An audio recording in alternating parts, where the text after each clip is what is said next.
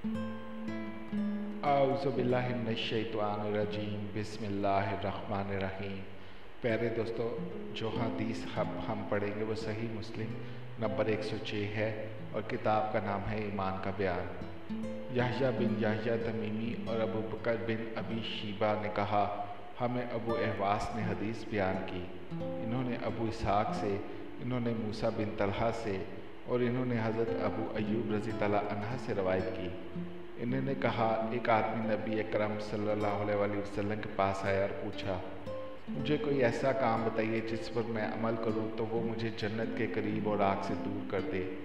आपने फरमाया, ये कि तू अल्लाह की बंदगी करे, इसके साथ किसी को शरीक न ठहराए, नमाज की पाबंदी करे, ज़कात अदा करे और अपने रिश्तेदारों से सिला रहमी करे। जब वो पीठ फेर कर चल दिया तो रसूलुल्लाह सल्लल्लाहु अलैहि वसल्लम ने फरमाया, अगर इसने इन चीज़ों की पाबंदी की जिनका इसे हुक्म दिया गया है तो जन्नत में दाखिल होगा। इब्ने अबी शीबा की रवायत में है, अगर इसने इसकी पाबंदी की तो जन्नत में दाखिल होगा।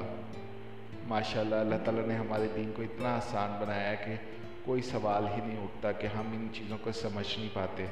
तो मैं उम्मीद करता हूँ हम इन चीज़ों को समझेंगे और इन पर अमल करेंगे और अपनी आने वाली ज़िंदगी को आसान करेंगे इंशाअल्लाह ताला। अल्लाह ताला आप पर रहम फरमाए, हम सब पर रहम फरमाए, हमारी दुआएं कबूल फरमाए, हमारे गुनाहों को ख़त्म करे। आमीन या रब्बुल आलमीन।